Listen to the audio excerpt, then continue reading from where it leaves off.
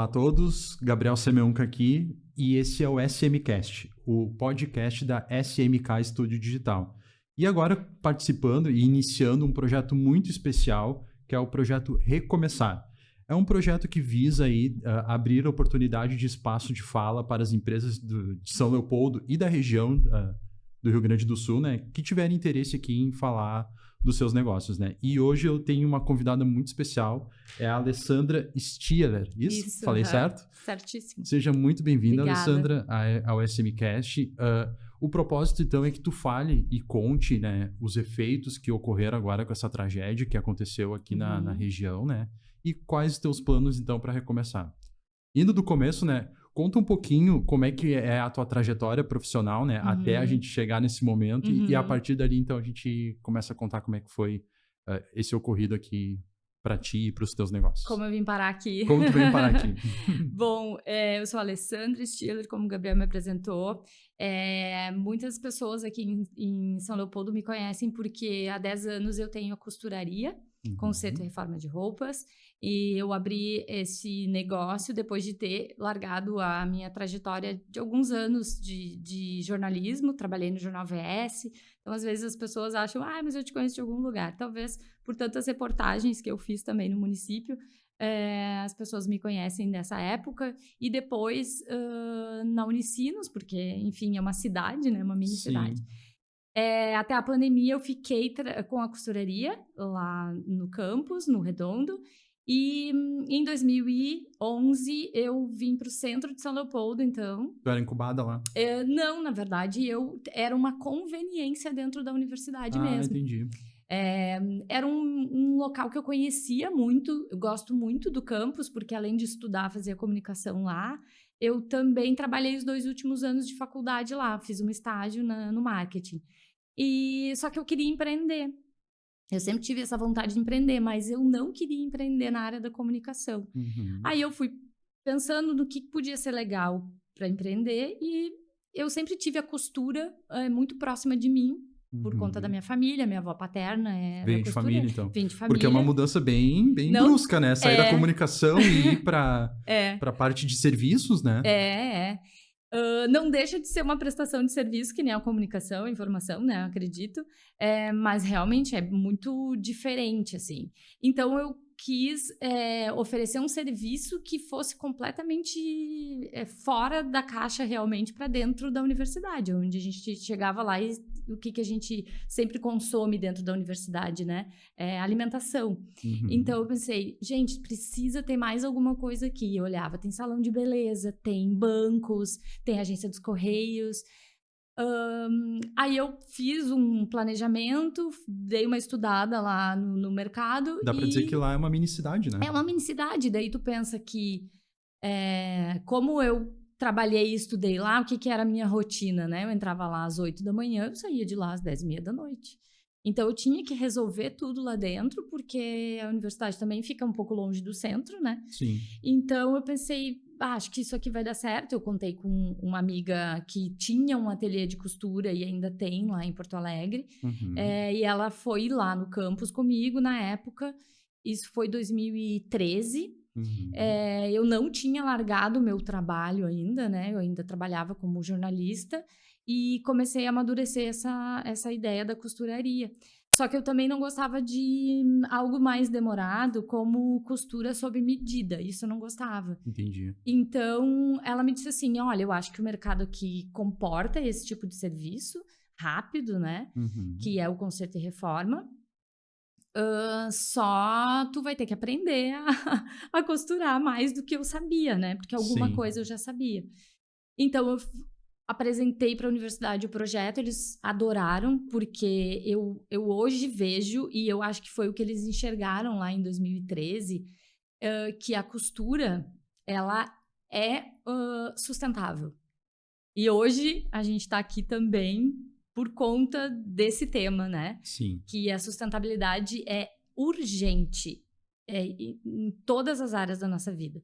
E por que a gente pensa que a costura é sustentável? Porque eu ia oferecer bainha, ia oferecer reforma de roupas. Então, isso fomenta que a pessoa, ao invés de comprar uma roupa nova, ela conserte aquela que ela tem dentro do armário. Faça manutenção, né? Faça manutenção, que é muito mais em conta, muitas vezes, do que tu adquirir uma peça nova.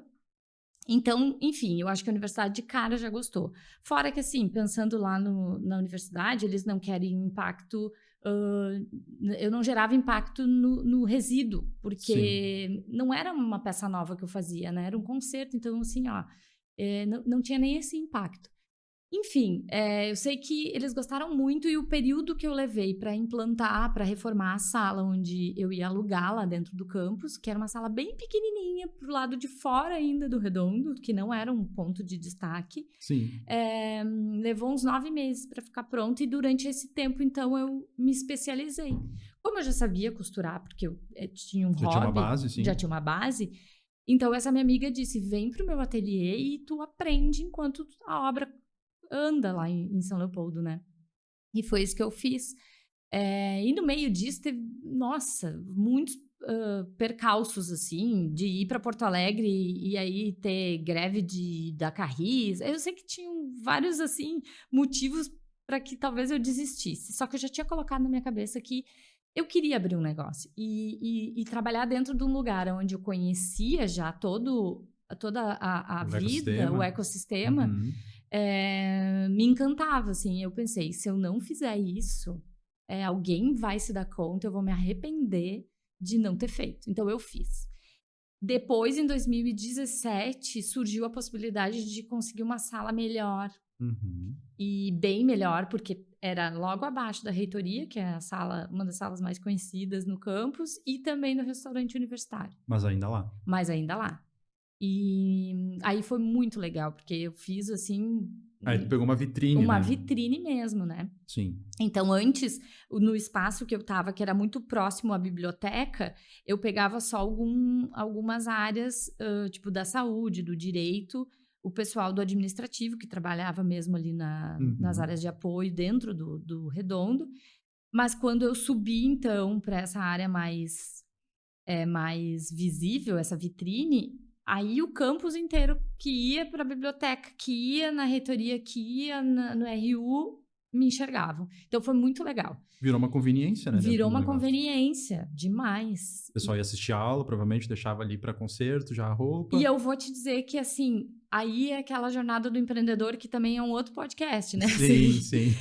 Que a gente sempre abre um negócio já com algumas ideias na cabeça, mas que na prática a coisa meio que vira. Com certeza. Eu sempre achei que eu fosse trabalhar para os estudantes, quando na verdade eu não trabalhava muito para os estudantes. Quem me procurava era aquela pessoa que estava desde as 8 da manhã até as 10 da noite lá, que era o que eu fui no final da faculdade, uma pessoa que trabalha dentro do campus e estuda no campus. Sim. Então, assim, o meu público primeiro eram os funcionários ali da própria universidade, os professores, né, que nem todos trabalhavam só na universidade, mas que iam uma, duas vezes, com uma frequência menor. E, por último, eu atendia os estudantes, né?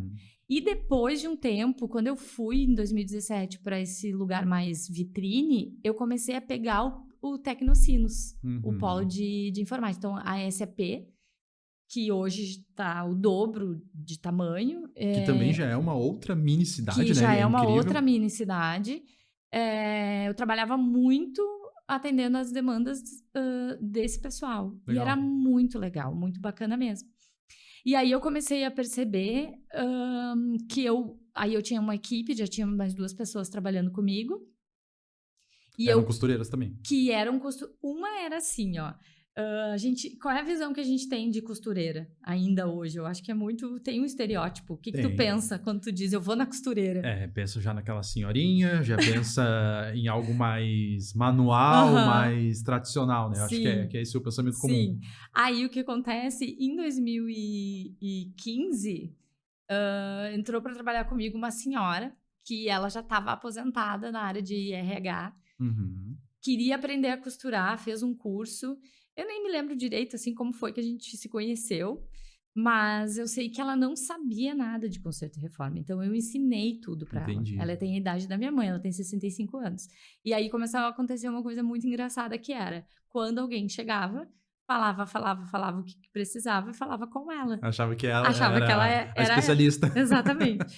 E, enfim, ela eu ensinei, ela ficou 4 anos trabalhando comigo, daí depois resolveu se aposentar de vez. Mas nós somos amigas até hoje, Que legal. vivemos trocando figurinhas. Qual é o nome da costuraria? Costuraria. A gente pensou, a minha amiga, que foi como é que a gente chama, né? Benchmark, ela falou assim: existe lavanderia, existe sapataria, lavanderia, por que tu não põe costuraria? Foi uma boa sacada. Acho que Foi uma ficou boa bom, sacada, né? claro. E aí a gente botou na linha ali de baixo de apoio conserto e reforma para a pessoa entender claro. o que é o trabalho mesmo. E depois da Elce, então veio a Carolina. A Carol é uma menina que caiu do céu. O namorado dela trabalhava no Unicinos, ela é colombiana, veio para o Brasil e ele foi levar uma calça para arrumar e perguntou se eu não estava precisando de costureira. Eu falei, até que tô, né? Aí ele disse, então vou marcar uma entrevista agora contigo, com a minha namorada, e assim foi. Eu sei que a Carolina também entrou e ficou conosco, assim, olha, eu acho que uns 4 anos também. E a Carol foi comigo até a pandemia fazer a gente fechar tudo, né, lá no Unicinos. Sim. E nesse período que eu tinha equipe, eu trabalhava mais tranquila, né, era uma loucura, era meio que nem, vamos pensar assim, que nem padaria, que tu chega e que tu quer comprar pão, frios para levar para casa. Às vezes acontecia isso com uma roupa. Tu chegava lá e tu dizia, eu quero essa bainha para amanhã. E a gente via ali na programação, às vezes dava para amanhã, às vezes não dava. O pessoal é muito imediatista, né? Mas é porque tu pensa assim, né? Tu comprou uma roupa, ou às vezes a gente deixa para um evento, alguma coisa de última hora, né? Aí um dia antes olhar ali, encontrou um defeitinho. Isso. Ou, vamos supor, terno, que a gente sempre trabalhou também com alguma coisa de roupa masculina. Tu vai usar assim, quem não usa muito no dia a dia com esse tipo de roupa mais formal, tu deixa lá guardado e quando vai usar tu vê que tá aberto, que o zíper estragou, então geralmente é uma loucura, né, pra levar pra arrumar, pra usar dali 2, 3 dias. Então, a gente tinha um movimento, acho que hoje lembrando, a gente tinha talvez umas 100 pessoas mais ou menos por semana que a gente atendia. E aí vão pegar uma média de 3 peças de cada pessoa, era um volume bem alto. Um volume alto, sim. Então, eu comecei a perceber que era um negócio que era bacana, que visando lucro dava para ter um faturamento legal, mas dentro da universidade estava ficando um pouco difícil porque também tinha o EAD que estava vindo forte. Então, assim, eu sempre gostei de empreender. Eu comecei a perceber aí que não importasse muito qual a área, eu tinha uma visão, assim, geral do negócio. Sim. Porque, em geral, as costureiras ficam olhando só para aquela roupa que elas estão consertando, né? Sim, são muito técnicas, né? E aí eu comecei a ver o ambiente que estava na volta e precisei de uma ajuda para entender qual era o meu plano B com a costuraria, porque o EAD aumentando faz com que a universidade tenha menos fluxo de pessoas, menos professores, que eram os meus e funcionários, né? E aí aquilo foi ficando muito apertado para mim, meu faturamento não estava legal pelo valor do aluguel que a universidade cobrava. Sim. E aí eu comecei a fazer um planejamento era 2019 isso já. E aí eu lembro que eu comecei a fazer um planejamento estratégico para 2022. E aí veio a pandemia. Em 2020. Fez todo mundo mudar de ideia de um monte de coisa. Exatamente. E aí eu percebi que se a gente voltasse uma vida que a gente pudesse, assim, né, se relacionar com todo mundo depois da pandemia, eu precisaria estar fora da universidade, porque daí naquele momento eu vi que ia ser muito difícil voltar o público para dentro do campus como era, assim, tão efervescente, sim, né, para poder pagar as contas e o negócio girar. Que tem demanda, eu sei que tem demanda. A questão é qual é o público que eu quero atender. Será que aquele público vai estar dentro da universidade? E eu comecei a ver que não. Sim. Então eu vi, vou ter que ir para o centro. Vou ter que ir, porque para casa eu também não queria ir.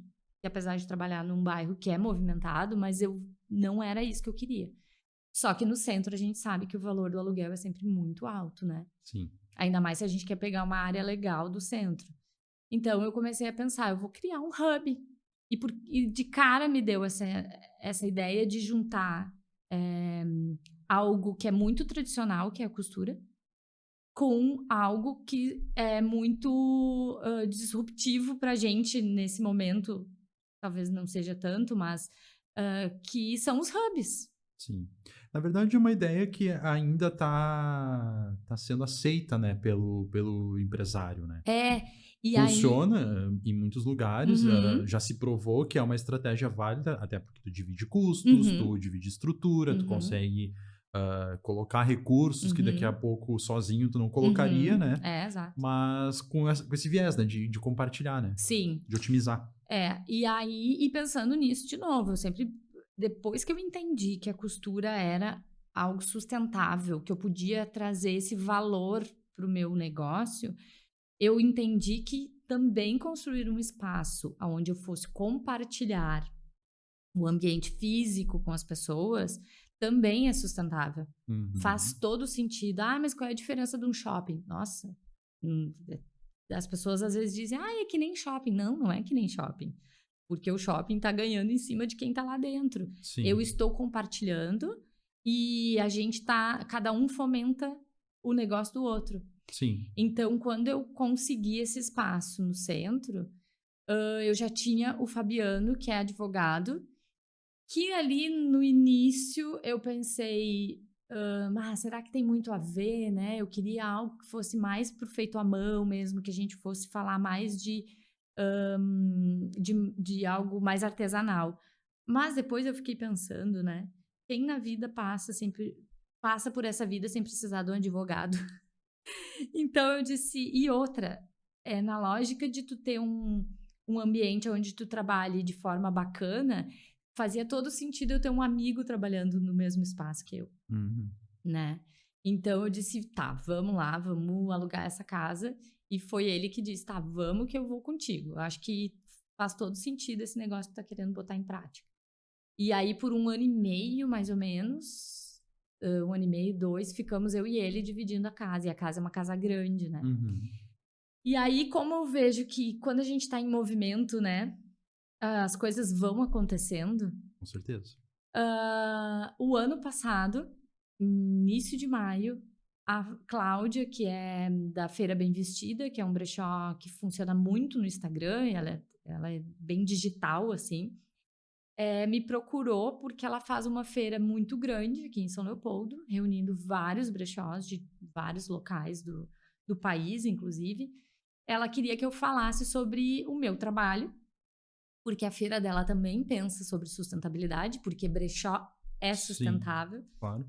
E na época, o ano passado, 2023, eu estava trabalhando com umas sacolas, umas bags feitas a partir de guarda-chuva que eram descartados. Então ela disse: traz esse assunto porque eu vou ter alguns talks durante a feira e eu queria que tu falasse. A coisa foi muito legal a experiência. E aí eu conheci a Cláudia, conversando com ela, eu vi que ela vendia só pelo Instagram, não tinha loja física. E eu tinha Uhum. espaço, né? Sim. No centro. E aí eu disse pra ela: tu não quer ter algumas araras aqui no centro? Eu sei que ela aceitou, começou com umas 2 araras, atendia só uma vez na semana, agora ela tá trabalhando 100% lá no centro, continua com o trabalho dela no Instagram, vende muito pelo Instagram, né? Sim. Mas também tem a loja física, então pra ela tá ganhando dos dois lados. Claro. E para E ti também foi interessante porque acabou também gerando. é uma troca, né? Claro. Porque às vezes, pra quem consome em brechó, às vezes tu deixa de comprar uma peça porque por algum motivo ali tá Tá um grande. detalhezinho, Ah, alguma a bainha não coisa. ficou boa. A costuraria tá no lado, na sala exatamente do lado.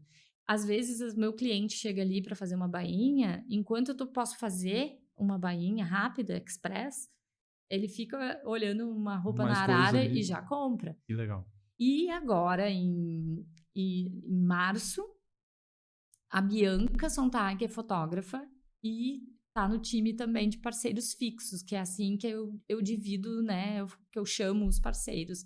Tem os parceiros fixos e os que são itinerantes por lá, né? Sim.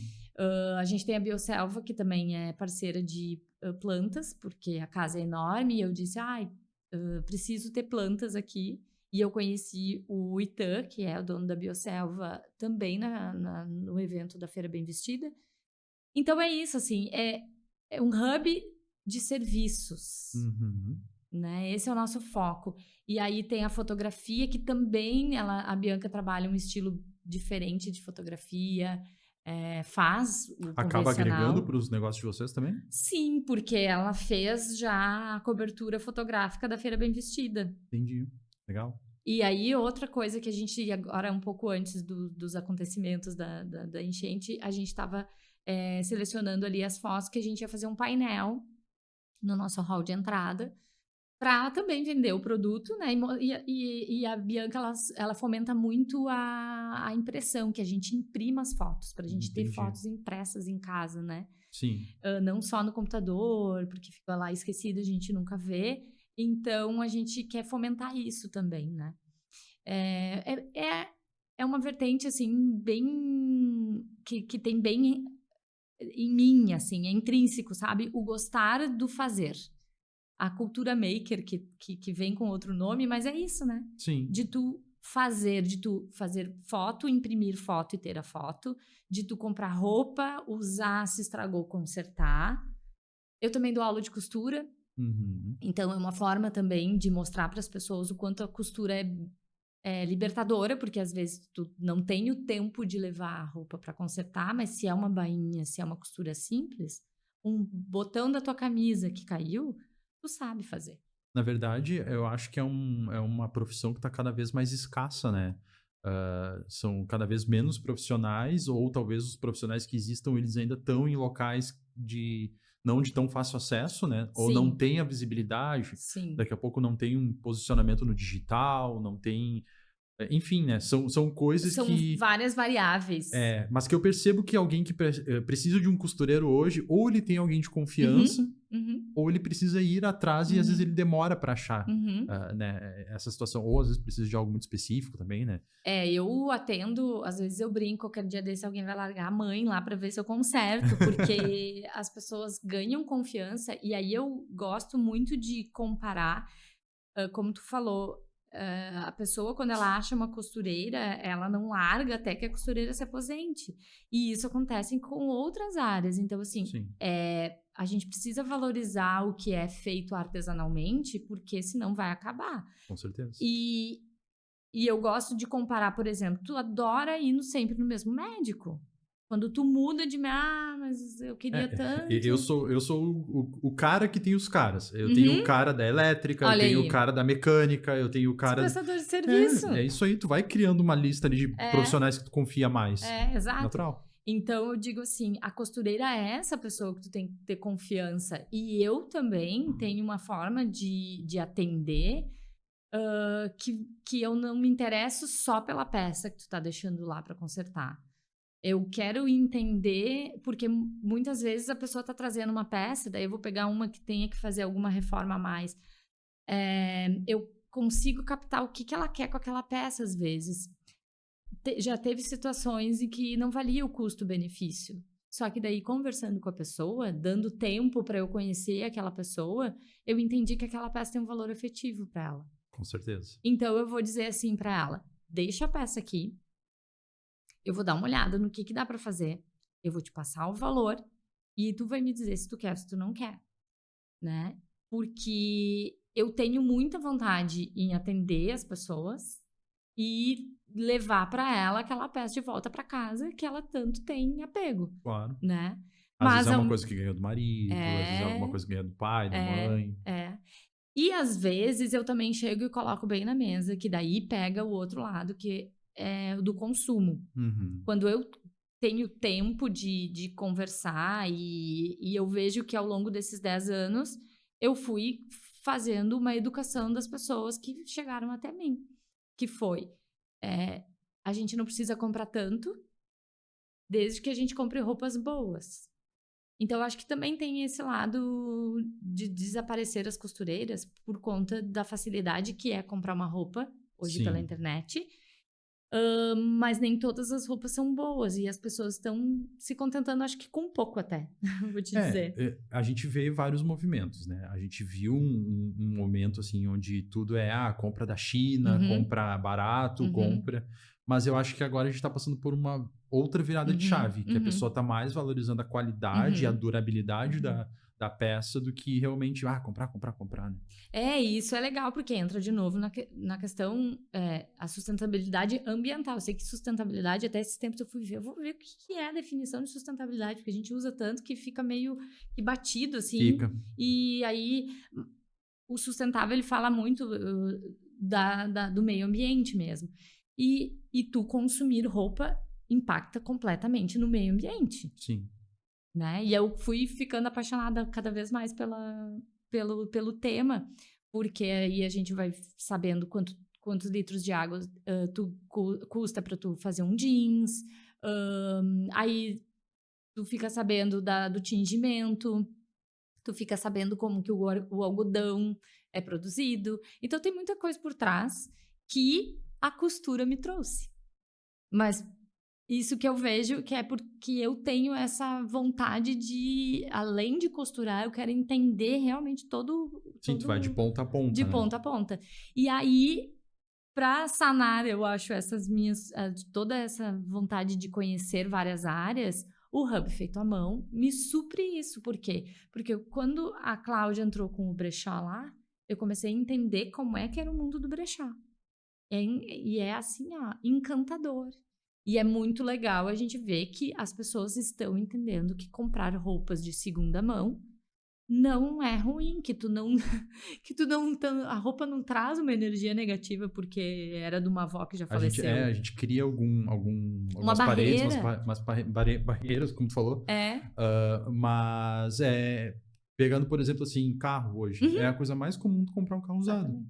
Exatamente. Casa. É muito mais fácil comprar uma casa pronta do que comprar uma casa usada. Ninguém não, né? Mas assim, a maioria das pessoas não compra assim, vou comprar porque vou demolir todo e vou fazer tudo de novo porque eu só quero terreno. Não. Sim. Então, roupas de segunda mão e até assim, pelo número de peças que as pessoas compram pela internet, porque é fácil comprar pela internet, acaba chegando nos brechós roupas com etiqueta que nunca foram utilizadas, né? Sim. Então, lá no Hub Feito à Mão, a gente tem esse serviço do brechó, a gente tem os advogados, que também a gente Tudo a ver com o assunto. Tudo a ver, porque, que nem eu digo, ainda mais quando é questão trabalhista, são questões de direito do consumidor. Então, assim, a gente tem 2 profissionais que, volta e meia, a gente tem alguma dúvida, eu vou lá e pergunto para eles. Acesso direto da fonte, isso é bom? Acesso da fonte. E a Bianca, que é fotógrafa, então enriquece mais ainda, porque... E outra, que fotógrafo é muito criativo, né? Sim. O olhar dele é muito peculiar, assim. Então, a gente vai criando muitos movimentos lá dentro dessa casa que fazem um ambiente muito, eu diria assim, inspirador para quem chega lá. Hub Feito à Mão. Hub Feito à Mão. Qual é o Instagram do Hub? feitoamão.hub. Já vamos colocar aí na descrição do vídeo. feitoamão.hub. E aí pessoal, siga lá. Siga lá, muito importante. Lá no perfil tem as arrobas de todo mundo, que é o nosso parceiro fixo, então entrou na casa, já sabe que são as pessoas que estão lá dentro. Hoje a gente não tá mais com espaços vagos para locação, né? A Feira Bem Vestida fica numa sala, a costuraria em outra sala, o Fabiano e a Débora em outra e a Bianca numa outra, mas tem um espaço que eu chamo de ateliê.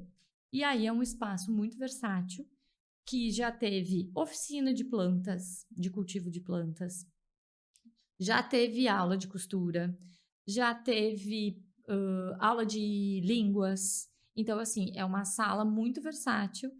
A gente dá prioridade para que pequenos empreendedores atuem lá dentro. Esse é o nosso foco. Por quê? Porque como foi uma dor minha, o aluguel, falando bem direta e reta. Prático, né? O aluguel é uma dor para todo empreendedor que quer ter um espaço físico para atender. Sim. E atender com qualidade. Sim. Então, o que acontece? A gente consegue diluir o valor do aluguel e consegue diluir valor de condomínio, que vai entrar água, luz, internet, né? O café, o lanche, que todo mundo faz compartilhado. Vocês têm um espaço compartilhado. A gente tem uma cozinha bem grande que a gente... Legal. Hoje a gente usa para consumo da casa mesmo, mas também a ideia é que ela também possa receber oficinas de biscoito, oficina de massa, por que não? Sim. Porque é uma casa muito grande, tem mais ou menos 110 metros quadrados. E então tem a cozinha que também poderia servir para oficina.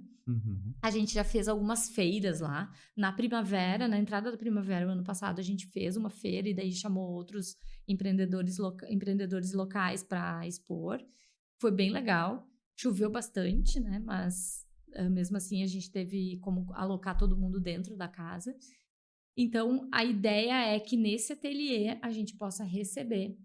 E nesse momento de enchente, que muita gente perdeu parte da sua casa, ou perdeu tudo, ou enfim, tá meio sem saber o que fazer, eu convidaria para me chamar lá no @feitoamão.hub para a gente conversar e ver de que forma a gente pode ajudar, porque neste espaço tu pode dar uma aula de tricô, por exemplo. Sim. Quantas artesãs a gente tem em São Leopoldo e que usavam o seu próprio espaço para receber, Sim. né? Então, a gente tem espaço para isso. É um valor bem legal por hora, porque a gente, como eu disse, a gente tem um aluguel diluído, então ele não fica um valor tão alto. E aí eu coloco, então, esse espaço para que, nesse momento, quem quiser utilizar para retomar a sua atividade. E não precisa ser só quem dá aula de crochê, tricô, mas professor de inglês. Mas então vocês já estão 100% operacionais já? Sim, sim. Legal. A gente teve a água. Chegou a entrar água? Entrou, acho que deu uns 40 centímetros de água dentro do espaço. A gente perdeu alguns móveis. Aí teve toda a questão de limpar, muita lama mesmo. Uma água suja, né? Uma água suja. Barrenta. Mas na semana passada, a gente já conseguiu, na segunda-feira, na verdade, a gente já conseguiu dar uma limpada lá. Aí, com o alerta que tinha essa semana, a gente ainda ficou esperando um pouco. E com o tempo meio úmido ainda, a gente esperou para poder fazer a limpeza mais pesada. A gente ainda não fez. Entendi. Porque ainda estava sob... Mas já está sob controle. Já está sob controle, então a gente vai retomar, assim, 100%. O brechó não voltou ainda. Mas a Bianca também não, por conta do deslocamento, porque ela... É inacessível em algumas áreas, né? E aí, mas a gente já está operando, a gente já está trabalhando. Entendi. Mas o impacto que teve no espaço de vocês ali foi, então, basicamente... Foi assim, ninguém perdeu material de trabalho, né? A gente conseguiu... Equipamento, não. A gente perdeu mobiliário. Sim.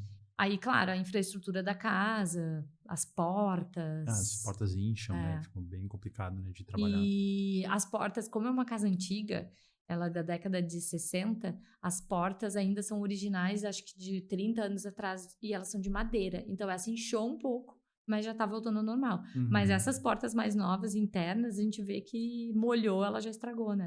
Então, tem que trocar tudo. Mas a gente não pode reclamar, assim. Os danos foram poucos.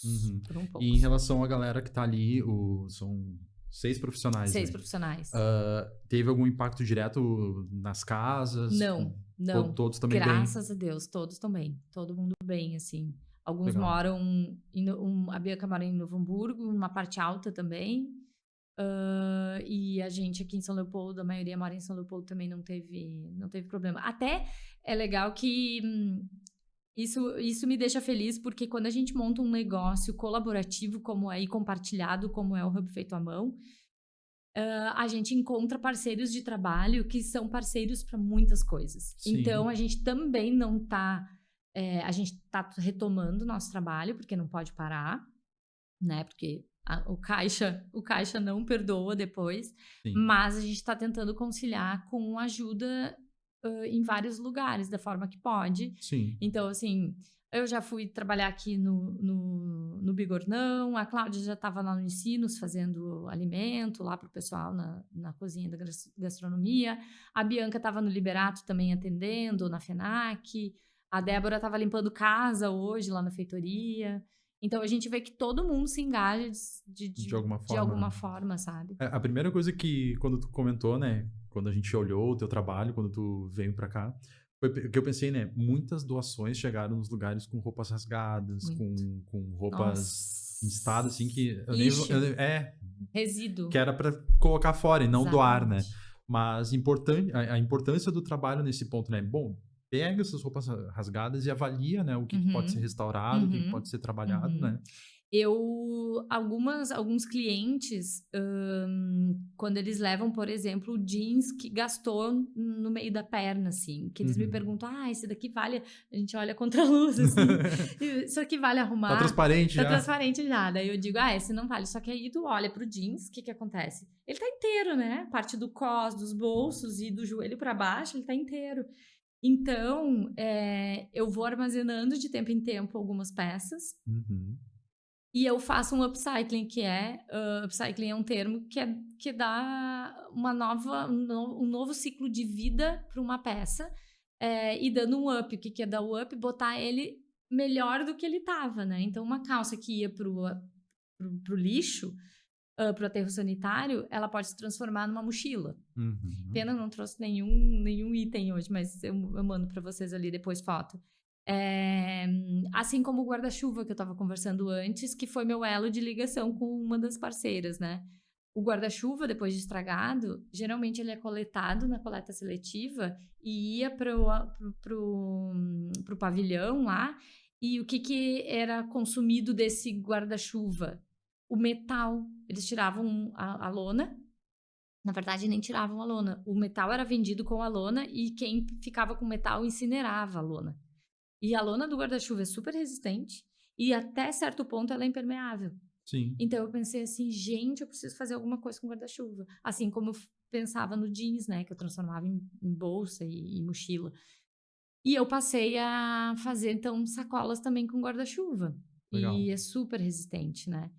E agora, com essa onda de doações, a gente vê também muitas roupas que não têm mais condições, elas estão sendo, infelizmente, doadas, né? Então, assim, algumas, realmente, o custo-benefício de parar, consertar para doar para a pessoa não vale a pena. Deixa eu aproveitar essa deixa, Alessandro, e te perguntar assim, o que a pessoa, quando vai doar, então, o que ela pode avaliar antes de doar? Claro, né? A gente pode sempre analisar pelos aspectos comuns, assim, tá rasgado, como tu falou, ele tá transparente. Mas indo num segundo nível, de repente, o que a pessoa pode avaliar antes de fazer uma doação? Primeiro, eu acho assim, a gente sempre tem roupa que a gente pode doar, mas a gente se olhou aquilo ali e tu pensa, eu ainda usaria essa peça? Eu acho que é a resposta. Se for sim, é a resposta para tu doar aquela peça, né? Um bom senso, então, no caso. Um bom senso. Um bom senso. Se tu olha aquela peça... pode ser que uma blusa, por exemplo, tem um furinho, ok. Isso, para quem agora de imediato vai usar, talvez não faça diferença. É preferível tu doar aquela peça daquele jeito. Sim. Agora, tem que lavar, né? Tem que ser uma peça higienizada. Vamos pegar a calça jeans. Se ela tá desgastada, mas que tu ainda tá usando... eu acho que vale a pena doar. Mas sempre bom lembrar que tem que higienizar, porque quem lá na ponta vai receber isso vai se sentir recebendo um presente. Sim. Né? Talvez não sejamos tão assim otimistas, mas a pessoa não vai pensar num presente, mas poxa, que bom que eu ganhei essa peça que realmente vai me servir por um tempo até que eu tenha condições de ter uma outra melhor, né? É que, querendo ou não, a doação é um momento frágil que a pessoa está, né? Exatamente. Ela tá recebendo algo que ela tá precisando muito e que daqui a pouco, assim, se ela vai receber algo que não esteja numa boa condição, aquilo soa até meio humilhante, né, pra ela. Porque é meio clichê, mas roupa é digno, né? É dignidade. Sim, dignidade. Porque a gente andar com uma roupa mal, que esteja feia, assim, né? A gente sente mal. A gente olha e diz pra gente, ai, essa blusa não dá mais, eu preciso comprar outra, porque senão vou parecer o quê? Então, por que tu vai doar uma peça que já serve até pro próximo estágio? Que geralmente a gente diz, né? Essa camiseta já serve pra pano de chão. Não tem como tu doar isso pra uma pessoa, porque ela já tá passando por uma situação indigna de perder a casa, ou de perder as coisas que tinha e ainda vai receber uma roupa que não é legal, ou um sapato, né? Sim. E agora, fazendo trabalho voluntário, procurei ficar bem nessa parte, assim, que eu conhecia mais, que é de roupa. Então, eu fui para uma escola separar as roupas e eu fiquei na parte das roupas íntimas, né? Uhum. Que é um problema também, né? A gente sabe Que além de tudo tem o fator higiênico ainda. Exatamente. Então, assim, num mundo ideal, o bom seria que a gente doasse o que tá seminovo ou que a gente conseguiu comprar, mas a gente sabe que não dá. Sim. Mas então, assim, minimamente higienizado e que esteja em condições de utilizar. Porque é uma peça que a gente usa e troca todos os dias, lava muito, então o elástico já tá cedendo. Então, assim, vamos pensar, se eu ainda vou usar essa peça, eu posso doá-la. Acho que então bom senso é a palavra-chave. O bom senso é a palavra-chave. Legal. Bom senso e acho que no segundo plano a higiene e o cuidado, né? Exatamente. Pensar assim, antes de levar então para doação, que faça uma higienização, lave, enfim. Exatamente. Legal. E voltando ao Hub, então, quais são os planos agora de vocês, com tudo resolvido, com as coisas estáveis, para reconstrução, para o recomeço da cidade? Bom, a gente quer muito ter dentro do Hub Feito à Mão empreendedores locais, para que eles sintam que lá é um espaço onde eles têm condições de retomar a sua vida, de ter a perspectiva de que vão continuar trabalhando com o que gostam de fazer. A gente tem os parceiros fixos lá, que também são empreendedores com uma jornada muito legal, uma caminhada muito bacana. Então, se tem algo que eu posso garantir é que tu vai encontrar um espaço inspirador. Se nesse momento tu tá precisando receber um gás, um ânimo, eu tenho certeza que no Hub Feito à Mão tu vai encontrar uma energia muito bacana para trabalhar. É um espaço que a gente tem muito gosto de estar. As pessoas que entram lá, eu tenho certeza que saem felizes de lá por ver que iniciativas que parece que só acontece na capital ou só acontece em São Paulo. A gente tem uma coisa que eu costumo conversar com muitas pessoas sobre isso, sobre uma cultura que tem aqui em São Leopoldo. É uma cultura de sempre procurar fora as coisas. Eu quero ir num restaurante, vai para Porto Alegre, vai para Novo Hamburgo. E a gente tem que mudar isso. E justamente concordo. Agora que a gente está passando por essa situação, é o momento certo para a gente mostrar que sim, a gente tem repertório de empresas dentro da cidade, empresas boas, empresas com propósito, empresas com produtos de qualidade, se não igual, superior às que tem fora, né? Então a gente tem que começar a procurar em casa, procurar verdade. Por perto, né? E o foco do Hub Feito à Mão é esse, assim, da gente poder oferecer para as pessoas daqui um trabalho, um produto ou um serviço onde o cliente vai e ele vai falar com quem faz. Porque é muito legal. Vamos pegar o exemplo da Feira do Produtor, né, que a gente tem. Vem o produto aqui da Lomba ou dali de Portão, por exemplo. A gente gosta de chegar e comprar uma fruta e ver que é aquela pessoa que plantou e colheu e cuidou. Com certeza. Né? Tu te sente, assim, mais feliz de estar consumindo aquele produto do que tu ir num grande supermercado e tá lá e tu não saber de onde que veio, né? Saber a procedência.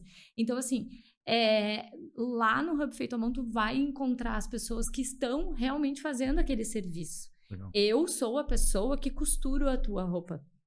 Eu sou a pessoa que te dá as boas-vindas também quando chega lá. O brechó também é feito pela proprietária. Muito importante tu colocar isso, né? Porque a gente passou por uma digitalização de tudo, né?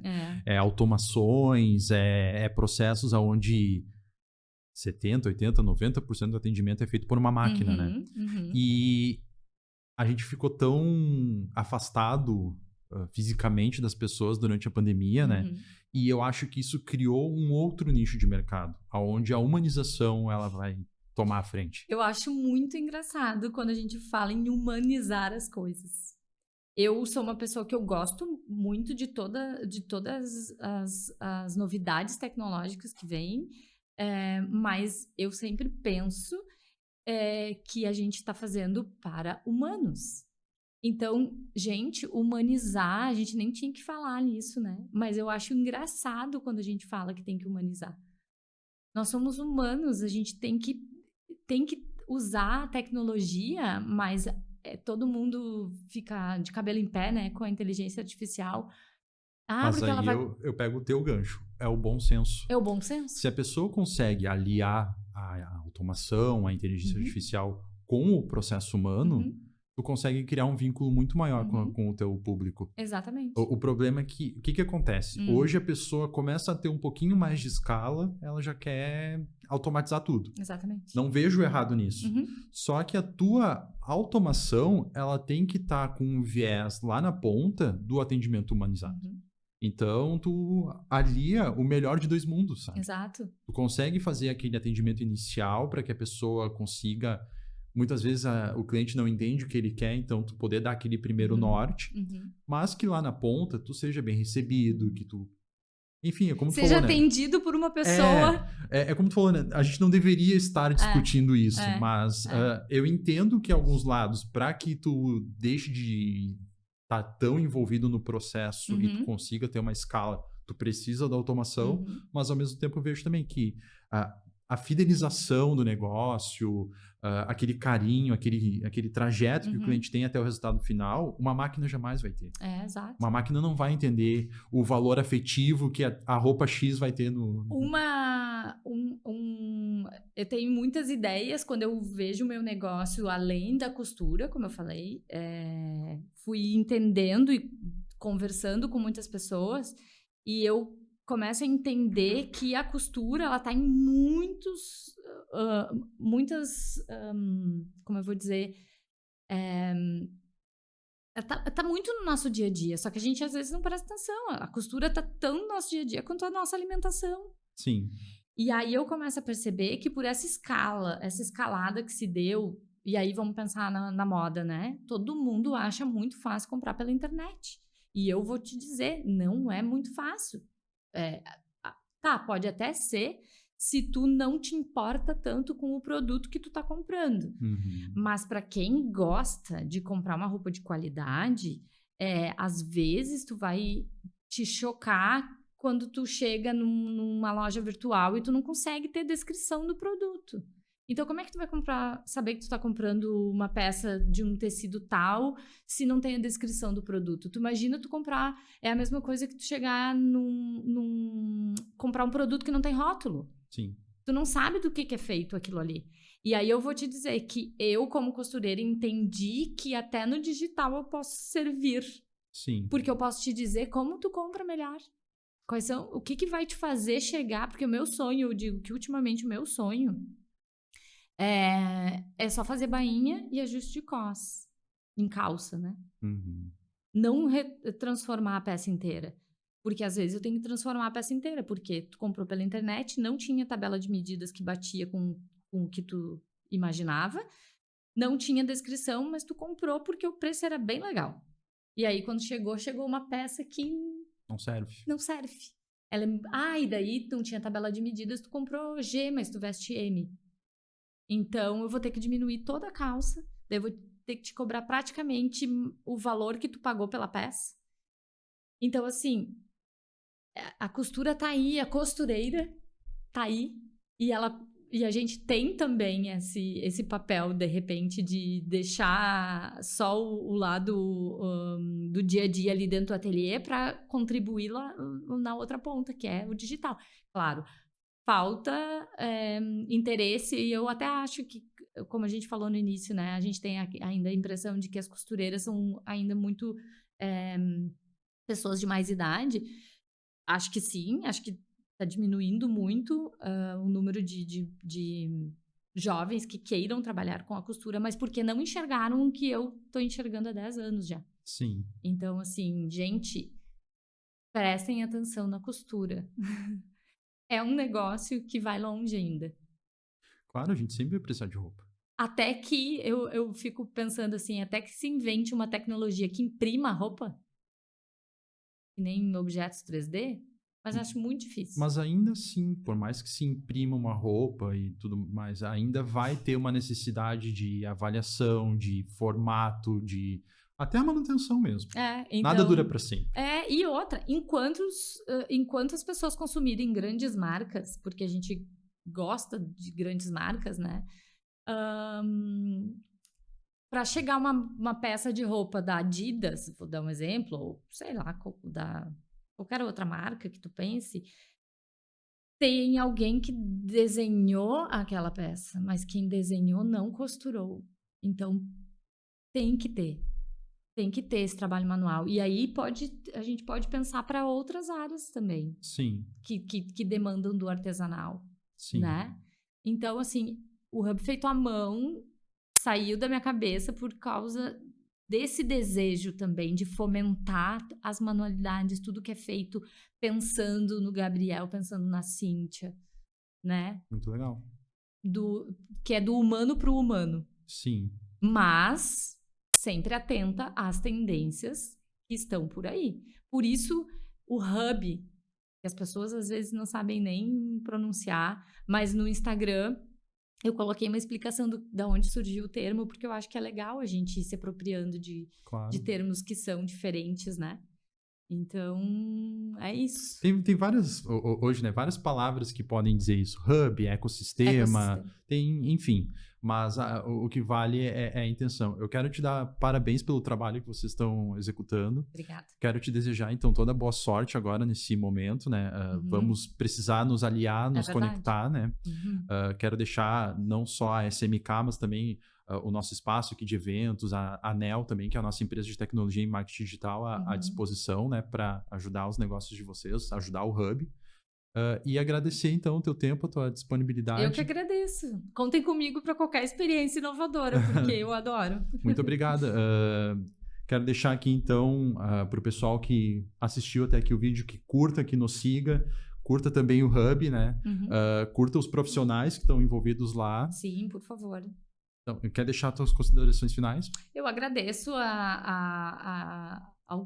nem foi um convite para vir quem quisesse, né? Eu cheguei aqui falando que se tiver iniciativas para fomentar o empreendedorismo e para dar visibilidade, seja em momentos difíceis como esse ou não, contem com o Hub Feito à Mão, contem comigo, Alessandra, porque a gente tem uma trajetória de empreendedor aí difícil, porque empreender no país não é fácil.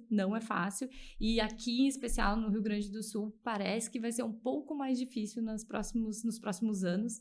Então, assim, a gente precisa se ajudar. Muito mais do que política e discutir política, a gente precisa fazer a coisa acontecer no dia a dia. Eu acho que, enfim, é o momento de poder dizer, vamos esquecer política, deixar a política de lado e vamos se unir. É verdade.